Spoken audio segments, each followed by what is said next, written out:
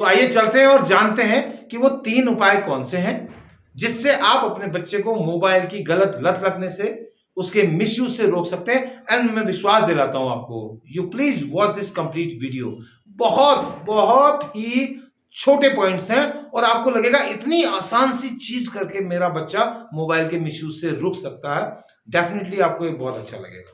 Good morning parents, कैसे हैं आप लोग?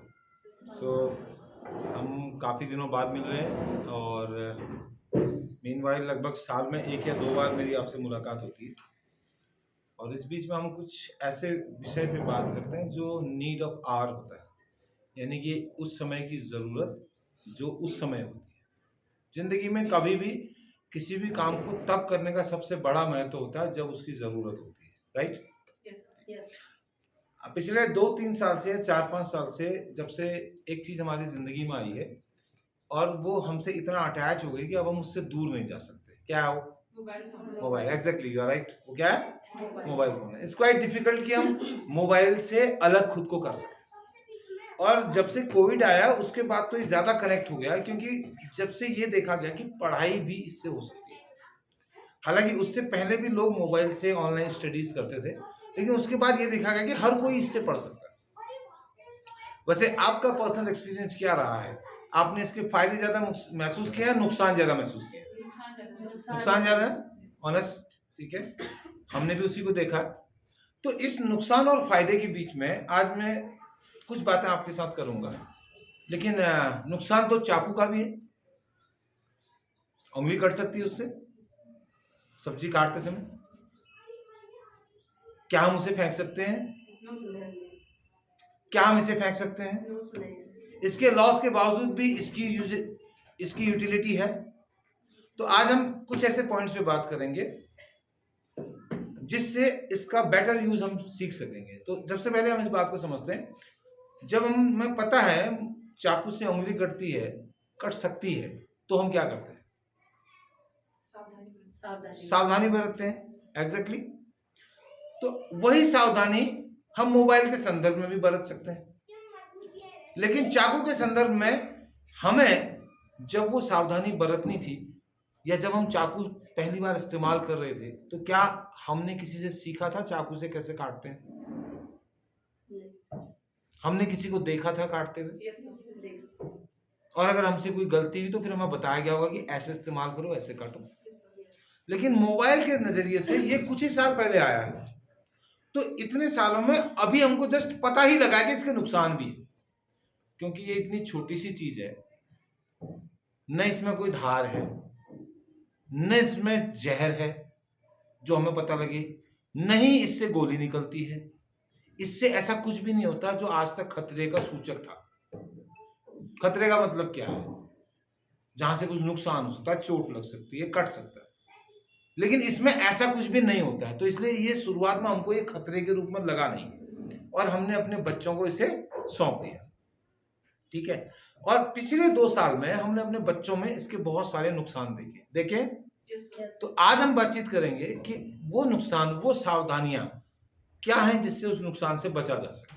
ठीक है, अब इसमें एक छोटा सा एग्जाम्पल समझते हैं कि मैं आपको ये क्यों बता रहा हूं और आप इस बात को क्यों सुने।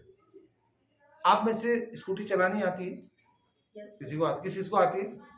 वेरी गुड, काफी लोगों को आती है। तो आप, कार भी आती है किसी को? आती है। तो क्या स्कूटी और कार चलाने के लिए क्या किया आपने? आप गाड़ी निकाल के लाए और सीधे चलाने लग गए? क्या किया आपने? प्रैक्टिस की। कैसे की? गिर के की। उसको ड्राइव करने से पहले उसको कुछ बेसिक्स किसी से सीखे आपने? किसी ने आपको बताया होगा ऐसे चलाते हैं, क्लच, ब्रेक, एवरीथिंग। ठीक है, क्या हम सीखने के लिए तैयार थे? हम सीखना चाहते थे, हमने सीखा। तो would you like to learn कि वो क्या है जिससे आपका बच्चा मोबाइल का सेफ इस्तेमाल कर सकता है? क्या आप सीखना चाहते हैं? yes, अगर आप साइकिल या स्कूटी या कार किसी से नहीं सीखते तो चांसेस थे आपका एक्सीडेंट होता। yes. हो सकता है आप यहां हो भी सकते थे, हो सकता है नहीं हो सकते थे। तो आज के समय में ये जरूरी है जानना और सीखना कि how to use mobile safely. अब क्यों जरूरी है? क्योंकि इसे अब हम अपनी जिंदगी से अलग नहीं कर सकते। हमारे सबके बच्चे हैं और कल के दिन वो इसका इस्तेमाल करेंगे, हमारे साथ बड़े होंगे, इसके साथ बड़े होंगे, ये और अपग्रेड होता जाएगा, ये और एडवांस होता जाएगा। हो सकता है इसका कोई दूसरा रूप आपके सामने आए, लेकिन ये होता जाएगा और बच्चों के साथ ही रहेगा, हमारी जिंदगी के साथ रहेगा। तो it's time to learn how to use it wisely. हम इसे किनारे नहीं कर सकते, हम इससे पीछा भी नहीं छुड़ा सकते। क्या छुड़ा सकते हैं? नहीं छुड़ा सकते। इसे आप घर से बाहर भी नहीं कर सकते। अब एक छोटी सी चीज देखते हैं, ठीक है? इसमें मैं एक वीडियो आपको दिखाता हूं। हमें ये समझना पड़ेगा, आज आपने कुछ दिनों पहले एक परीक्षा फल सुना होगा जो आईएएस एग्जाम्स का आया था, ठीक है? और नीट का रिजल्ट भी आया और उसके साथ ही एनडीए का भी आया। इसमें बहुत सारे बच्चों ने अपनी स्टोरी में बताया कि उन्होंने पढ़ाई ऑनलाइन की थी। पढ़ा था आपने? सुना भी होगा। वो किसी बड़े कोचिंग में वहां पे दूर दूसरे शहर नहीं गए, अपने घर में, अपने गांव में, अपने खेतों के बीच भी लोगों ने पढ़ा और आईएएस, पीसीएस, मेडिकल, इंजीनियरिंग जैसे एग्जाम्स को क्वालिफाई किया। अब ऐसे समझ लेते हैं, एक वीडियो में प्ले कर रहा हूं। शरीर के विभिन्न भागों में पहुंचा देते हैं, तभी हमें पोषक तत्व मिलते हैं।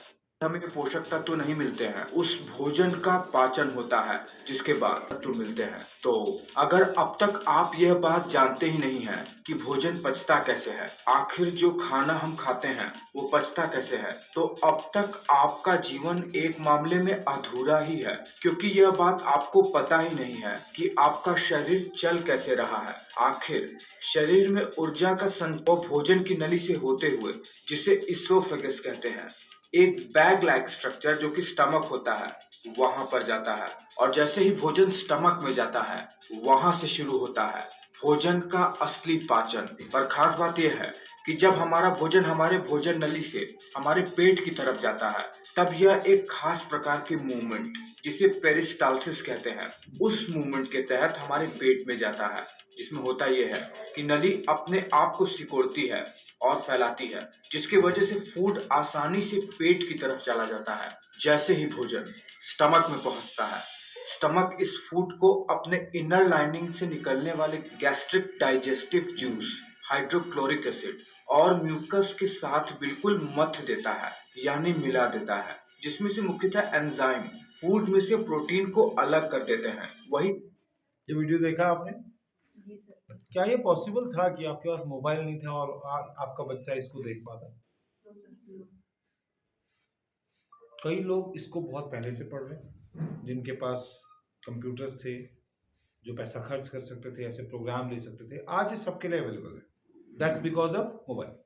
तो ये इसका बहुत बढ़िया और बेहतर इस्तेमाल है, लेकिन हमें क्या सीखना है कि how to use it safely. आज की जो हमारी वर्कशॉप है, तो अब ये जो वीडियो है, आप ये कह सकते हो कि मैं अपने बच्चे को मोबाइल से नहीं पढ़ाऊंगी, लेकिन जिसके साथ उनको कंपीट करना आज से 5-7 साल बाद, 10 साल बाद, वो इससे पढ़ के आ रहा है। जब आज इन ऑनलाइन पढ़े बच्चे उतनी बड़ी परीक्षाओं को क्वालिफाई करें, क्यों? क्योंकि ये 1 बजे रात भी पढ़ सकते हैं ना, आप क्लासेस तो नहीं पढ़ सकते, ये आप 2 बजे भी पढ़ सकते हो, सुबह 4 बजे भी पढ़ सकते हो उससे। तो ये एडवांटेज है मोबाइल का। तो इस एडवांटेज को डिसएडवांटेज में चेंज होने से बचाने के लिए हम आज फोकस पॉइंट करेंगे, how to use mobile safely. Only 3 points are there, उन्हीं 3 पॉइंट्स पे हम डिस्कस करेंगे, ठीक है? तो अब ये वीडियो, अगर आप ये कहते हैं मेरा बच्चा इससे नहीं पढ़ेगा, तो वो जो कंपटीशन करने जाएगा, तो जो बच्चा इससे पढ़ के आ रहा है उससे वो कम ही रहेगा, क्योंकि ये ज्यादा पढ़ रहा है। आपके स्कूल में एक बार लेक्चर होता है, टीचर दोबारा तो लेक्चर नहीं करता। हो सकता है उस दिन आपका बच्चा स्कूल गया, हो सकता है एब्सेंट हो किसी कारण से, तो वो कैसे सीखेगा? तो वो इससे सीखेगा। आपका टीचर एक दिन लेक्चर देता है क्लास में, लेकिन यहां आप रोज शाम को लेक्चर लगा सकते हो उस चैप्टर का। आपने 15 मिनट दिए, एक क्लास का पूरा लेक्चर आज हो गया, और जब तक वो लेक्चर चलेगा 7-8 दिन, तब तक रोज एक बार आपका बच्चा वीडियो देख सकता है, ठीक है? उसको रोज रिवीजन होगा, और 10 दिन बाद वो उसका लिखने, ये क्लास 10th का चैप्टर है, पाचन तंत्र। और आज इस आपसे पहले वाले सेशन में जिन पेरेंट्स के साथ मैं बैठा था, मैंने उनसे पूछा, मम्मी जो है ज्यादा पढ़ी लिखी भी नहीं है, उनको भी समझ में आ गया था ये। क्यों? क्योंकि पिक्चर चल रही है, वीडियो चल रहा है, जो आज से कुछ साल पहले पॉसिबल नहीं था, ठीक है? तो अब हम समझते हैं, पॉसिबल था आज से कुछ साल पहले, केवल स्कूल की क्लासेस में पॉसिबल था, स्मार्ट क्लासेस में, अब घर में भी पॉसिबल है। तो use it, but wisely and intellectually. कैसे? अब समझते हैं, 3 चीजें आपको आनी चाहिए। अगर आप मोबाइल इस्तेमाल करते हो तो आपको केवल 3 चीजें आनी चाहिए, ठीक है? पहली चीज, आपको ये आना चाहिए कि आपके मोबाइल में बच्चे ने क्या देखा। क्या आपको सर्च हिस्ट्री चेक करने आती है? कितने लोगों को आती है? बहुतों को नहीं आती है। जिनको नहीं आती है, आपको कुछ नहीं करना है। मीटिंग के बाद आपको टीचर मिलेंगे, वो आपको बाहर सिखा देंगे, ठीक है? हेजिटेट होने की जरूरत नहीं। मुझे भी नहीं आती थी शुरुआत में। मीटिंग के बाद आप बाहर जब पेरेंट्स से रिजल्ट के लिए मिलेंगे तो आप उनके पास जाइएगा, वो आपको बड़ी इजीली समझा देंगे कि कैसे सर्च हिस्ट्री चेक करते हैं। तो 33% काम हो जाएगा। और जिनको ये आती है उनका ऑलरेडी हुआ है, ठीक है? आपके मोबाइल का मिसयूज होने के चांसेस कम हो गए, ठीक है? अगर 20 लोगों को पानी में फेंक दिया जाए, गहरे पानी में, ठीक है, किसके डूबकर मरने के चांसेस ज्यादा है? जिसको तैरना नहीं आता। आपके घर में मोबाइल है, आप जानते हो कि उसको समझदारी से कैसे इस्तेमाल करना है, आपके बच्चे को कोई रिस्क नहीं। जिसके पेरेंट्स को समझदारी से इस्तेमाल करना नहीं आता, उसी बच्चे को रिस्क है, ठीक है? पहला काम हो गया। ये उन पेरेंट्स के लिए मेरी बात बिल्कुल नहीं है जो ये समझते कि मैंने ना एक पर्सनल फोन दे देना बच्चे को तो ना मैं आपको कुछ समझा सकता हूं, ना मेरी बात आपके किसी काम की है। ये उनके लिए जो ये जानते हैं कि कितना खतरनाक है और ये कितना अच्छा है। इस दोनों के डिफरेंस को जो समझते हैं, ये उन्हीं के लिए। तो पहली चीज, हम मोबाइल को क्या करेंगे? सर्च हिस्ट्री चेक करना। दूसरा पॉइंट है, दूसरा है, आपको मोबाइल से जब आपका बच्चा इस तरह के लेक्चर देख रहा हो तो आपको हमेशा ऐसा स्पीकर इस्तेमाल करना है। क्यों, मैं अभी आपको बताता हूं, ठीक है? क्या आप भी ठंड से हो गए हैं परेशान?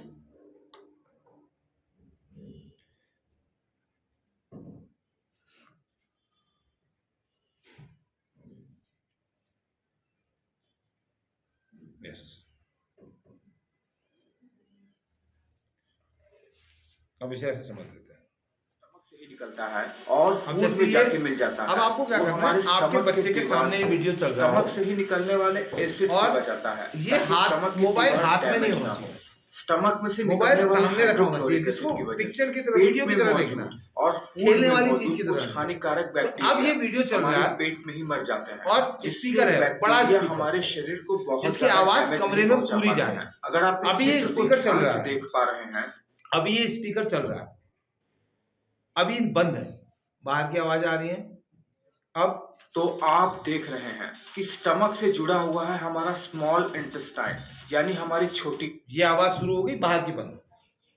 यानी कि आपके बच्चे को तब समझ में आएगा, मोबाइल से पढ़ने के बावजूद भी, जब उसकी आवाज इतनी होगी कि उसके कानों को वो यहां ले आएगी।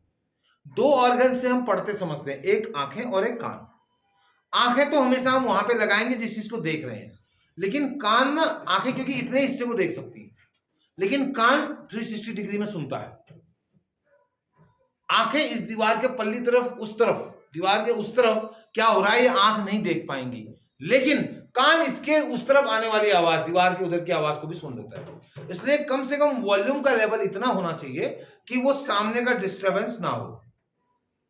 हमारा फूड जो सामने का डिस्टर्बेंस ना हो, इतना हमारा वॉल्यूम का लेवल होना के चाहिए। साथ मिल जाता है। उसके बाद इसमें मिले, अब हम आगे चलते हैं। तो ये हो गया दूसरा, यानी कि स्पीकर बजना चाहिए। 2 चीज हो गई। अब तीसरी चीज की ओर चलते हैं। जो तीसरी चीज है उसको समझ लेते हैं। तीसरी चीज है जो सबसे महत्वपूर्ण, ये 2 काम हो सकते हैं। जब बच्चा पढ़ेगा तो स्पीकर से पढ़ेगा, इससे 2 फायदे हैं। एक, कंसंट्रेशन, फोकस आएगा। दूसरा, वो मोबाइल में कुछ और तो नहीं कर रहा है, ये भी आपको पता लग जाएगा। अगर वो कान में ईयरफोन लगा के सुन रहा है तो आप घर के बगल के कमरे में भी, तो आप ये जान नहीं पाओगे कि बच्चा इस समय मोबाइल में क्या कर रहा है। असली खतरा क्या है? क्यों मोबाइल में पता नहीं क्या कर रहा है, यही तो खतरा है। जब स्पीकर में वॉल्यूम बढ़ जाएगा तो पता है क्या चल रहा है। ठीक हो गया? 2 काम हो गए। अब जो तीसरा पॉइंट है वो है, मोबाइल का इस्तेमाल पीठ पीछे नहीं होना चाहिए। यानी आपकी आंखें कितना देख सकती हैं? अभी मैं इतना देख पा रहा हूं, आप भी इतना ही देख पा रहे होंगे। क्या आप वहां देख सकते हैं आपके पीठ पीछे क्या हो रहा है? मैं इसके पीछे देख सकता हूं? नहीं। तो इसके पीछे मोबाइल के साथ क्या हो रहा है ये मैं नहीं जान सकता। ठीक? तो मोबाइल का इस्तेमाल आपके बच्चे को तभी करने देना है जब आप सशरीर वहां पर उपस्थित हो। आपका बच्चा पढ़ाई करे कॉपी किताब से, लेकिन अगर मोबाइल से पढ़ने का टर्न आता है तो एटलीस्ट उस बच्चे के साथ जिसका मैच्योरिटी लेवल वो नहीं है, क्योंकि आजकल तो क्लास फर्स्ट सेकंड थर्ड का बच्चा भी मोबाइल यूज करता है। भाई कोई कॉलेज ग्रेजुएट है जो सीरियसली तैयारी कर रहा हो तो अपने रूम पे करेगा। मैं बात कर रहा हूँ स्कूल स्टूडेंट्स की, टीनेजर्स की, 12-15 साल, 13 साल, 10 साल, मैं उनकी बात कर रहा हूँ। तो आपका बच्चा इस मोबाइल को लेके पीठ पीछे नहीं जाना चाहिए। मसलन उसको पढ़ने का मन है, उसने कहा मम्मी मेरे को मोबाइल से पढ़ाई करनी है, लेसन तैयार करना है, और मोबाइल लेके चला गया दूसरे कमरे। नो, पर्सनल मोबाइल देने की तो बात ही मैंने छोड़ दी। उन पेरेंट्स का तो कुछ भी नहीं हो सकता जिन्होंने पर्सनल मोबाइल सौंप दिया अपने बच्चे को, ठीक है? नो, ठीक है? आपके बच्चे ने मोबाइल पकड़ा, छत में चला गया, कमरे के दूसरे कोने में पड़ रहा, नो। कहाँ रहना चाहिए वो? आंखों के आगे। अब मम्मी ये कह सकती है हम तो किचन में रहते हैं, कोई बात नहीं, आप किचन में रहते हो, भाई उसको वीडियो ही तो देखना है, तो आप कहीं पे ऐसी जगह बैठाओ जहां पे वीडियो देख ले और आप भी उसको देखता रहे। वो आपने कौन सा उसका वीडियो जाके देखना है? आपने तो ये देखना है कि वो वीडियो देख रहा हो और आवाज ऊंची आ रही है, ठीक है? इतनी चीजें हो गई। अब इसमें भी एक क्लू है, उसको समझ लेते हैं, ठीक है? वो क्या है? मसलन ये मोबाइल मैंने काइम कहा जाता है, और यह काइम अब स्टमक से स्मॉल इंटेस्टाइन लगता है। इस पूरे प्रोसेस में लगभग 2 घंटे। हमारी बात क्या हुई थी? 2 पॉइंट हमने कवर किए। नंबर 1 इज आपको मोबाइल हिस्ट्री चेक करनी आनी चाहिए, क्या क्या उसने किया है। सेकंड, आप ऊंचे स्पीकर से लेक्चर करेंगे। 2, इसके फायदे, बाहर की आवाज नहीं आएगी, उसका आंख और कान दोनों का फोकस स्क्रीन पे आएगा, तो उसको ज्यादा समझ में आएगा। जिन बच्चे को क्लासेस में समझ में आता है उनकी आत्मा वहीं रहती है। आत्मा मतलब फोकस। आंखें और कान दोनों अगर टीचर पे रहेंगे तो समझ में आएगा। मैं कई बार ऐसे वो लेक्चर करता रहता हूँ, पेरेंट्स के साथ बातचीत होती है या सेशंस होते हैं, तो बड़ी सिंपली कई पेरेंट्स बैठे रहते हैं बहुत बढ़िया तरीके से, उनकी मुंडी मिलती रहती है ऐसे, बट वो आंख ही मेरे पास होती है, कान नहीं होता है, कहीं और का बाहर की भी सुनने, ध्यान भी कहीं होता है, तो उनका फिर कुछ नहीं हो सकता। समझ रहे हैं आप मेरी बात? आप में से भी कुछ ऐसे ही निकलेंगे, अब आप हंस रहे हैं, ऐसा होता है, ठीक है? बट हमें क्या करना है कि हमें अपने बच्चे का कंसंट्रेशन लाना है, किसमें? स्क्रीन में।